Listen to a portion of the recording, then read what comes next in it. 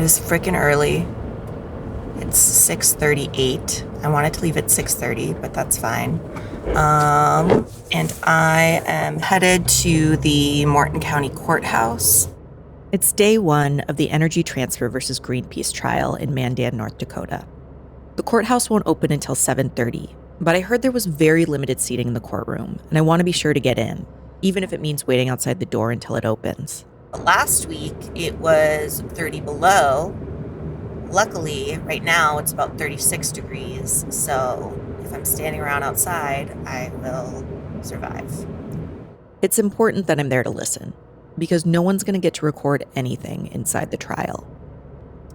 You know, we had some pretty unfavorable rulings from the judge about press access. I'm pretty irritated that I'm not going to be able to bring anything except a pen and paper in there. The judge is worried about witness contamination and jury contamination. So he ruled that we can't even record on our cell phones for note-taking purposes. Drilled and several other media organizations filed a request for a live stream of the trial. When the judge said no, we asked to just be able to record so we could get the quotes right. That was a no, too. Now we're waiting on the North Dakota Supreme Court to respond to our appeal, but I'm not feeling optimistic. I pull up to the courthouse. The parking spots in front of the brick building are empty. Okay, the sheriff's the only one here, me and the sheriff. I park the car and head in, leaving my recorder behind. I did not need to get here this early, but it gives me time to take in the scene. The courtroom is humble. It could be an office space if it wasn't for all the wood furniture. I sit on a light-colored wood bench that looks like a church pew. In front of me, dark wood paneling frames the judge's bench and the door to his chambers. Everything is laid out exactly like you'd expect, with the jury box to the judge's left. A law enforcement officer wearing a tactical vest observes from a corner of the room. Other observers sit down around me. They're mostly Greenpeace people. The judge enters from behind the stand, and we all stand up. Judge James Guillen is around 70, with white hair and a white beard and tired lines down his face. When I look him up later, I'll learn that in his spare time, he plays guitar and harmonica. He used to play in a country band called Dakota Gold. And now come the potential jurors. Around 30 file into the room, filling the reserved audience pews. They're everyday Midwesterners, dressed casually. Almost all of them are white.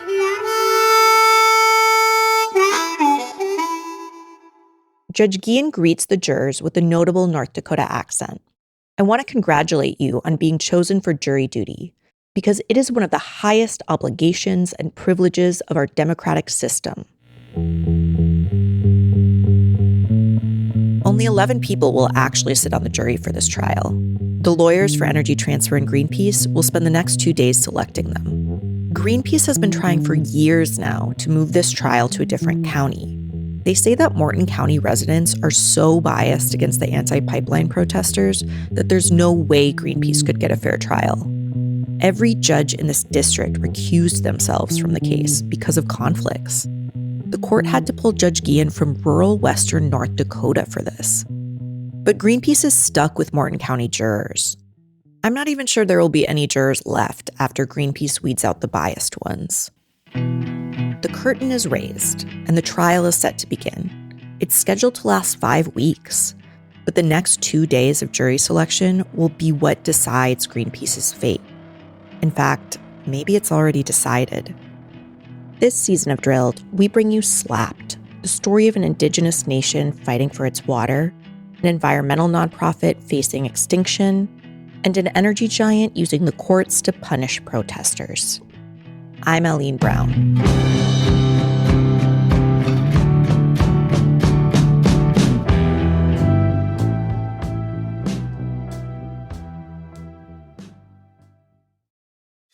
Hey, it's Paris. You know I love sparkly things, right? Like stars. Duh. And thanks to Hilton and AutoCamp, I just slept under them.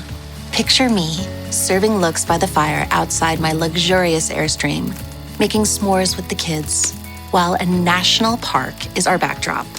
The great outdoors meets Hilton hospitality. That's hot. Explore all the new ways to stay at Hilton.com. Hilton for the stay. This episode is brought to you by San Pellegrino Ciao, a new kind of flavored sparkling water. The kind made with real fruit juice, a pinch of Sicilian salt, and the sparkle of the Italian sun. With no added sugar and just 10 or less calories per can, enjoy. With love, from Italy. By San Pellegrino Ciao now. Jury selection begins. Energy Transfer's lawyer, Trey Cox, stands behind a little podium facing the potential jurors. He's blonde and looks like a high school football coach. He's got an intense energy, like he's about to unleash something. Neither side is using their staff attorneys for this case, and Energy Transfer has hired a real doozy of a law firm. Trey and most of the other lawyers for the company come from Gibson, Dunn & Crutcher. Maybe you don't know their name, but you know their work. The firm argued the landmark Supreme Court case, Citizens United. That's the one that used the First Amendment to get rid of limits on certain types of political donations. Trey introduces himself with a subtle Southern accent. He weaves in personal details, I guess to sound relatable. I'm originally from Shreveport, Louisiana, he says. I ended up following not a girl, but the girl, to Dallas, Texas. When I look it up later, I'll see that Trey is married to Erin Neely Cox, a former U.S. prosecutor appointed by Donald Trump. Trey begins asking the potential jurors questions. Is there anyone uncomfortable or feel like they will struggle to award a pipeline company like my client something in the neighborhood of $300 million if the evidence and law supported it?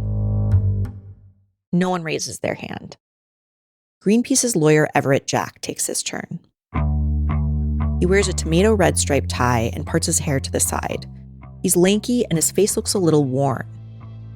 He tells the potential jurors that his hometown is Portland, Oregon, and that he's married with 2 daughters and 3 grandkids.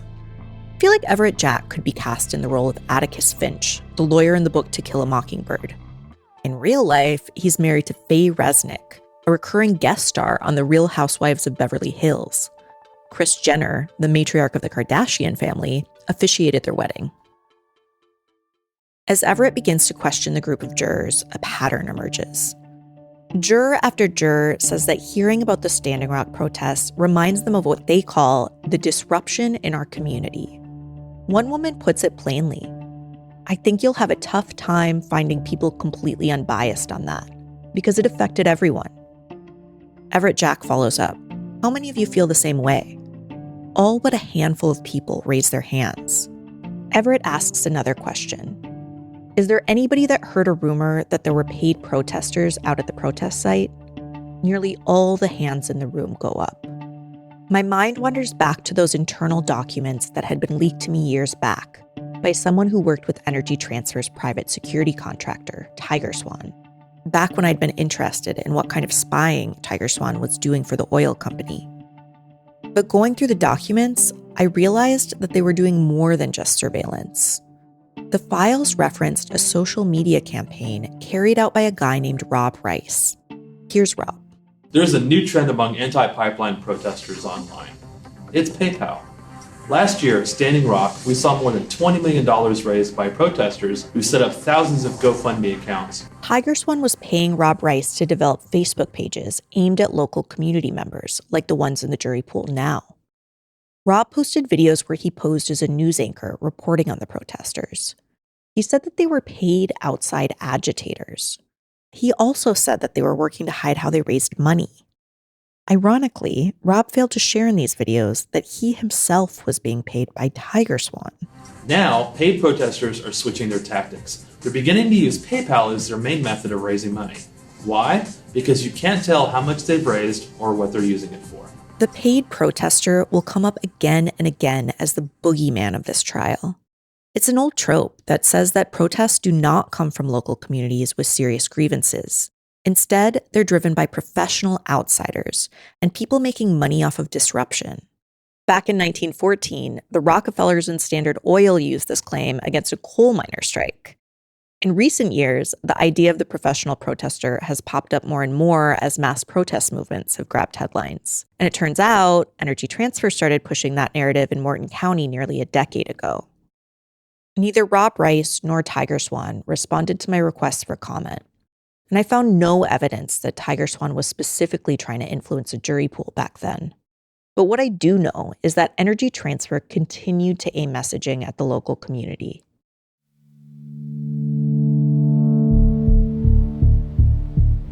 Before I flew into town, I was looking through a website Energy Transfer had recently launched called Taking Back the Truth. It's dedicated to, quote, setting the record straight, not only on oil and gas, the lifeblood of our modern society, but our projects and our company. The pipeline company had also posted photos on Twitter of North Dakotans holding giant checks the company donated to community groups. Even more bizarrely, last fall, these weird newspapers started appearing at the doors of Morton County residents. Sandwiched in between articles criticizing Kamala Harris or analyzing the dangers of quote-unquote illegal aliens were stories describing negative things that happened related to the Standing Rock protests. Those protests were a long time ago. These weren't articles a normal newspaper would publish. According to their court filings, Greenpeace uncovered a murky trail of funds that connects these weird newspapers to Energy Transfer's board chair, Kelsey Warren. The newspaper's publisher, Metric Media, didn't respond to our request for comment. When Greenpeace's lawyer asks about the weird newspapers, one guy pulls out a copy he brought with him. I thought it was kind of weird that I got that, he says. It brought back memories. I agree with it that what happened down there wasn't good. As jury selection continues, another potential juror tells the lawyers that she knows that Energy Transfer donated money, $3 million actually, to build the shiny new library a few blocks from the courtroom.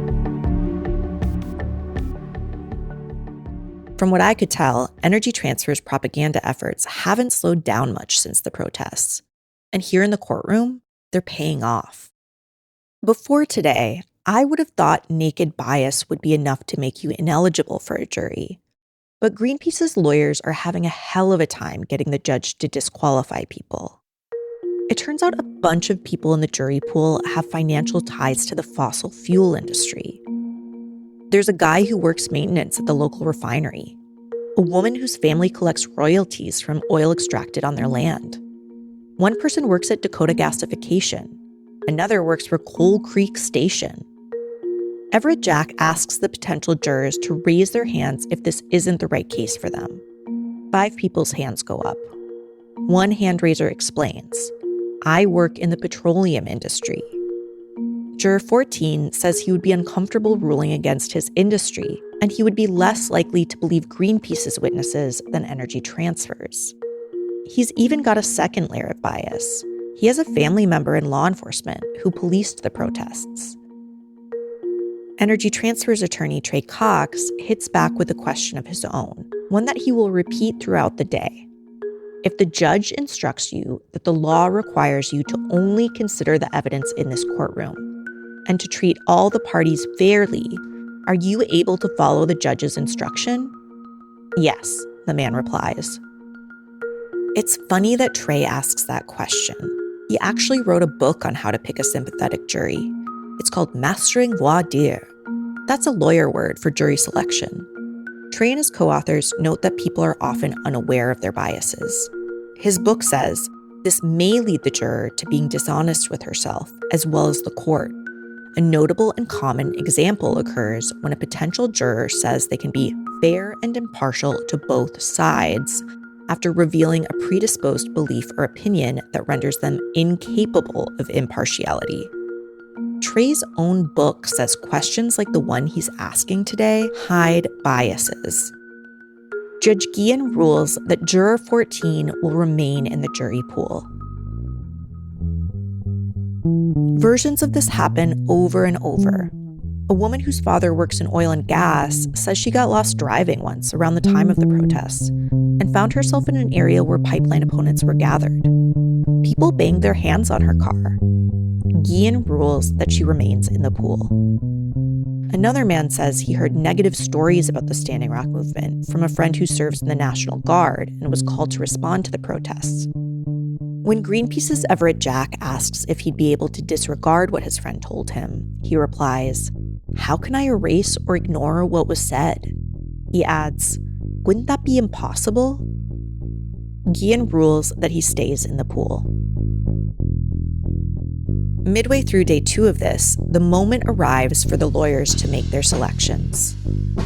They silently pass papers back and forth. Those of us in the gallery observe anxiously. And the jurors are announced. That guy who said his work in the fossil fuel industry means Greenpeace would have a disadvantage, he's on the jury. Another juror works at a gasification company. A third oversees 2 power facilities. My job depends on fossil fuels, he'd said during jury selection. The woman whose family receives royalties for oil on their land, she's on it too. And 3 others have had husbands with ties to the oil and gas industry. One woman's husband also worked for a security company hired by the pipeline, as well as for the contractor that drilled under the river for Energy Transfer. She said she didn't think he worked at those places during pipeline construction, but still. By my count, a total of 7 out of 11 jurors and alternates have economic ties to the fossil fuel industry, and no one on the jury has identified themselves as Indigenous. This was the best Greenpeace could do. The organization's lawyer, Everett Jack, makes one last motion to relocate the trial. Judge Guillen denies it. This doesn't seem fair, but maybe I shouldn't be surprised, because there's something else I noticed in those Tiger Swan private security documents I mentioned earlier. In addition to spreading propaganda about paid protesters, Tiger Swan was also helping Energy Transfer look into the money behind the Standing Rock movement. They put together spreadsheets listing dozens of crowdfunding pages and how much each raised. They were identifying which cars showed up at certain protests. And they were using an infiltrator to figure out what groups protesters belonged to. They didn't seem to mention Greenpeace, although there are several pages missing. Their emails show that they were clear about what all of this was for. As early as 2017, Tiger Swan was specifically helping Energy Transfer lawyers develop a racketeering case, a RICO. It was a different law firm that actually filed Energy Transfer's first RICO suit. Gibson Dunn took over the case in 2023. But it turns out they first got involved almost a decade ago. This episode is sponsored by Friskies, who would like to tell your cats hi. Now, if that didn't get your cat's attention, there is one thing that always does the trick. Just pour some Friskies crunchy food in the bowl and you'll hear those paws come running. Works every time. With so many Friskies choices, you can always bring your cats running from their secret napping spots. There's always more to explore. See for yourself at friskies.com or visit your local store. Ryan Reynolds here from Mint Mobile. With the price of just about everything going up, we thought we'd bring our prices down. So to help us, we brought in a reverse auctioneer, which is apparently a thing. Mint Mobile Unlimited Premium Wireless. How to get 30, 30, bit to get 30, bit to get 20, 20, 20, bit to get 20, 20, bit to get 15, 15, 15, 15, just $15 a month? Sold! Give it a try at mintmobile.com/switch. Upfront payment of $45 for 3-month plan, equivalent to $15 per month required. New customer offer for first 3 months only. Speed slow after 35 gigabytes if network's busy. Taxes and fees extra. See mintmobile.com. Before the court clears for the day, I rush outside to try to get people to talk to me about what's happening. I wait at the courtroom doorway. Whew, my fingers are very cold. Trey Cox and Energy Transfer's other lawyers exit. I shoot my shot. Mr. Cox, can I ask you a quick question? No, thank you. Okay. They don't want to talk to me. Hey, are you guys able to share a quick comment? Nope, sorry. Okay. Neither do people from Greenpeace, at least not with the trial just starting. I'm going to have my work cut out for me. I finally find someone who is down to talk. Scott Badendock. He's a lawyer with the Environmental Law Institute, and he's part of a group called the Energy Transfer versus Greenpeace Trial Monitoring Committee. They're a group of lawyers that came together specifically to watch this trial. Trial monitors don't monitor trials because they want to. they monitor trials because they feel they need to. And Bismarck in end of February is definitely not my first choice. Scott and the other trial monitors call this a SLAPP suit. SLAPP spelled SLAPP, meaning strategic lawsuit against public participation.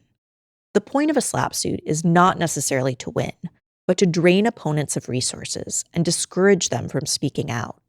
SLAPPs are meant to set an example. What's in your notes? What really stood out to you? It seemed like virtually every single juror was directly or one step removed from the oil and gas industry. Then when you combine that with the fact that they have negative opinions about what happened there, those two together sort of combined to be a real problem. Some of these trial monitors have run into Gibson, Dunn, and Crutcher before. Gibson Dunn represented Chevron in a notorious RICO case against an environmental lawyer named Stephen Donziger. It turns out, Stephen is also in North Dakota. He's one of the people who organized the trial monitoring committee. Stephen is tough to catch outside the courtroom. He's constantly beelining it to his car to look at his phone and post updates on social media about what's happening inside the courtroom. I make arrangements to meet him for an interview at his hotel. For Stephen, this case is personal. I really wanted to come and look those Gibson Dunn lawyers in the eye and let them know I was sitting right there on the front row, watching them. And I'm posting about it. We're putting out statements about it, and we're going to do a report about it.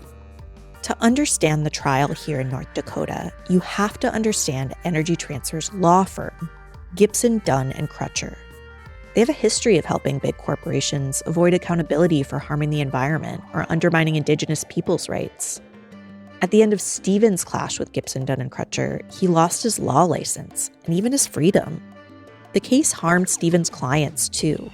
Indigenous Ecuadorians fighting oil contamination in the Amazon. To really get to the bottom of it, we have to go back to a case from the early 2000s and a legal strategy that Gibson Dunn developed back then. In 2007, banana workers in Nicaragua won a multi-million-dollar lawsuit in the U.S. against the fruit company Dole for poisoning them with a pesticide called DCBP. Dole hit back. They hired Gibson, Dunn, and Crutcher to launch a full-fledged attack against everyone involved. Dole's general counsel at the time gave their strategy a cute name, the kill step. Dole and the lawyers alleged a vast conspiracy where the workers' attorney recruited fake banana workers to use to go after the fruit company. There were all kinds of holes in this story, but to the American judge, it didn't really matter.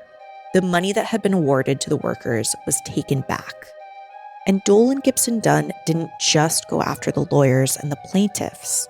They went after the story that was being told. They sued filmmaker Frederick Gertten, who'd made a documentary about the banana workers called Bananas. They create an angle and then everybody has to follow. If you go against the angle they created, you are the radical, you know? Eventually, Frederick forced Dole to drop the lawsuit, and he even won a countersuit. A court in California said that this was a SLAPP suit, that strategic lawsuit against public participation thing. But Dole and Gibson Dunn had damaged Frederick's ability to tell the banana workers' story. He couldn't get his film distributed in the US. We had sold the US TV rights to ITVS, which was a part of PBS, and they didn't dare to broadcast it. A few years later, Chevron hired Gibson, Dunn, and Crutcher to go after another lawyer, Stephen Donziger. Drill did a whole season on Stephen's case, and I re-listened to it. The heart of the story was another horrible case of contamination, this time in the Ecuadorian Amazon. The homeland of Indigenous Ecuadorians was destroyed, and Stephen helped them win a big case against the oil giant Chevron. Here's from Drilled Season 5, hosted by my boss, investigative reporter and editor Amy Westervelt. Chevron was ordered to pay more than $9 billion to clean up waste pits of oil and refining fluids left in the Ecuadorian Amazon by Texaco, the company Chevron acquired in 2000. But the case didn't end there. Back in the US, Chevron took Donziger and the other lawyers to civil court, filing a racketeering case against them, otherwise known as a RICO case, and accusing them of fraud. It was the kill step all over again. Stephen lost the RICO case, And over the next few years, Chevron and Gibson Dunn kept going after him. He ended up on house arrest for 2 years and in jail for 45 days for a contempt of court charge. The impact on me was profound, on my life of my family. Chevron is still after me. I cannot travel out of the country. They have taken most of my money. I live off basically philanthropy, people giving money to my legal defense fund, and it helps pay my household expenses. I mean, it's a crazy way to live. I'm 63 years old. I have nothing other than half of my house, which Chevron has a lien on. Perhaps even more troubling is that the indigenous Ecuadorians couldn't collect the settlement awarded to them. Chevron had pulled its assets out of Ecuador, and now a U.S. judge had said they couldn't collect in the U.S. either. Just like with the banana workers in Nicaragua, the victims of contamination were left with no justice. In this case, too, they went after a journalist, a guy named Joe Berlinger, who directed a film about the contamination called Crude. Chevron and Gibson Dunn forced him to hand over his unused footage so they could use it as evidence against Stephen and the others. Gibson Dunn was effective at using the courtroom to weaponize Stephen Donziger's missteps, and the legal drama also distracted from the oil oozing through the Amazon rainforest. At the heart of the kill step strategy is an attempt to discredit the client's legal adversaries. But the kill step is more than that. The Bananas filmmaker Frederick Gertten calls it the double kill. Extreme legal aggression combined with strategic communication. So they tried to take down my character. They tried to take down the lawyer who represented the banana workers. You could see that with the crew. They tried to go after Joe Berlinger. Then they went after his lawyer. And they, with the lawyer of Steve Donziger, they were really, they've been very successful at taking down his figure, his public figure. And I think that's what you are up against. That's the double kill in some ways. And it's not a new thing, because every whistleblower in history has had it coming after. If you're a factory worker and you go and say, hey, we are actually letting out poison in the chemicals in the river, there will be a story, first of all, saying, oh, you are risking the work of all your colleagues. And then there will be a story, he's probably beating his wife, or he might be an alcoholic. I heard that he's hard on drugs. You do everything to make the whistleblower look like he's not somebody you can trust. That's a very old technique, but they use it. They infuse that technique with millions of dollars.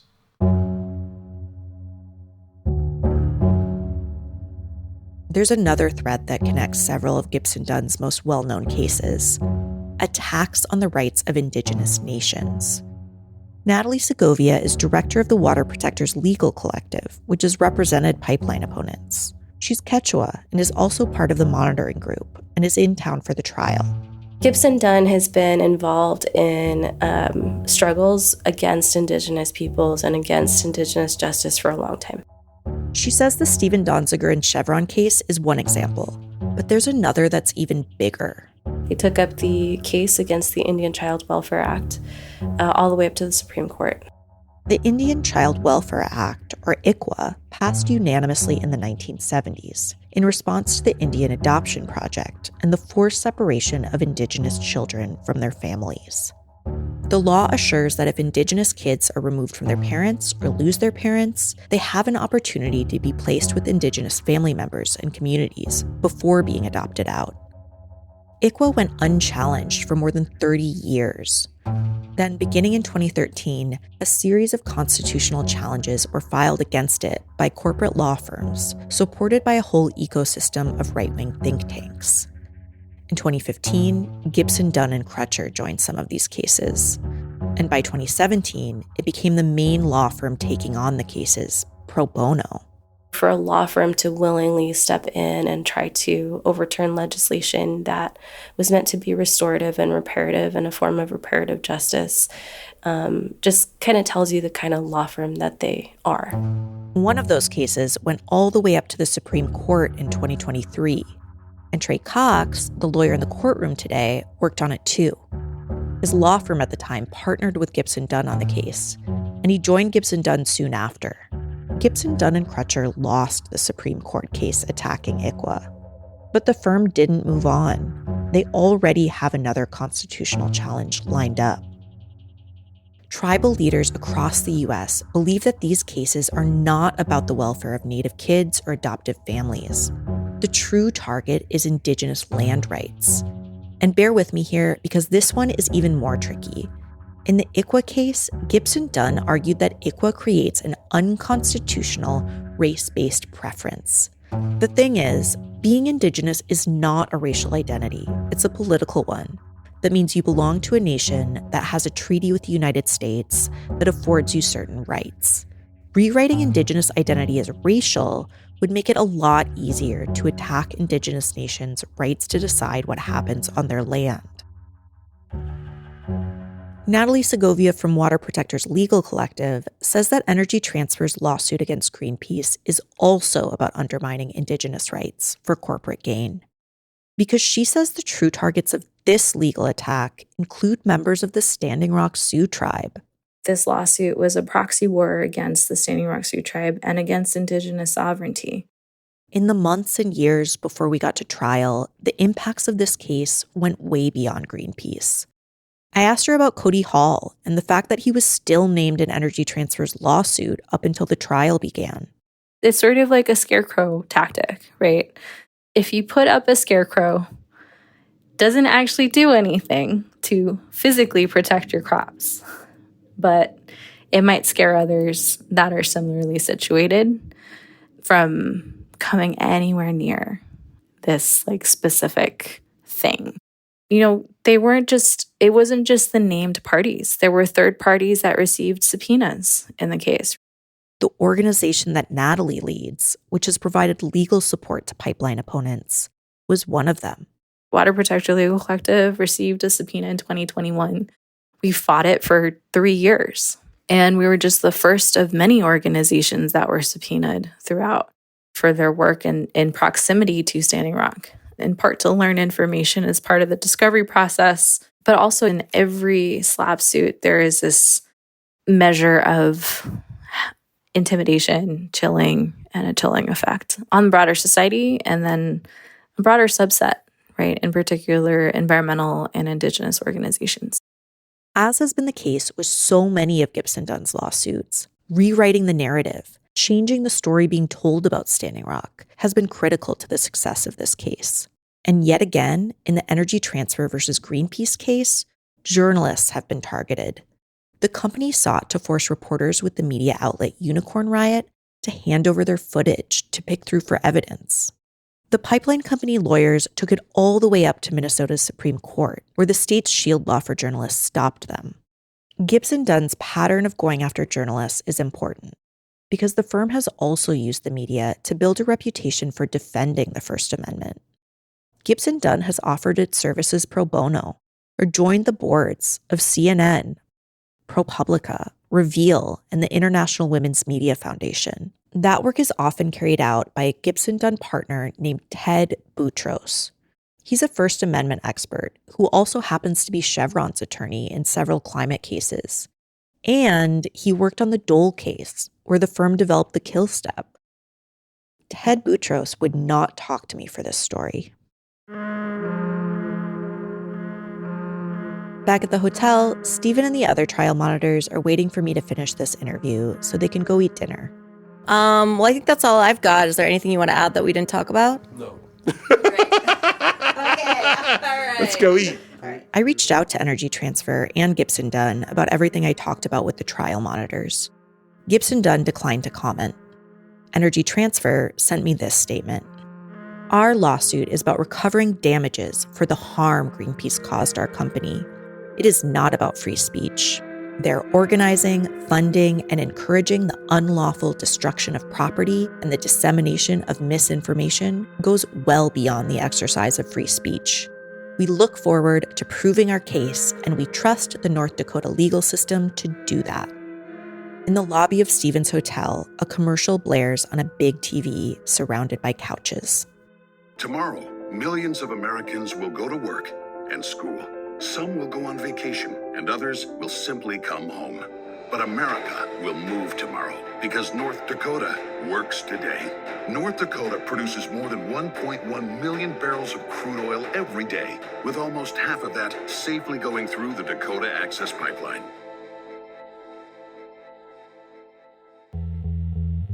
With jury selection behind us, the real show is about to begin.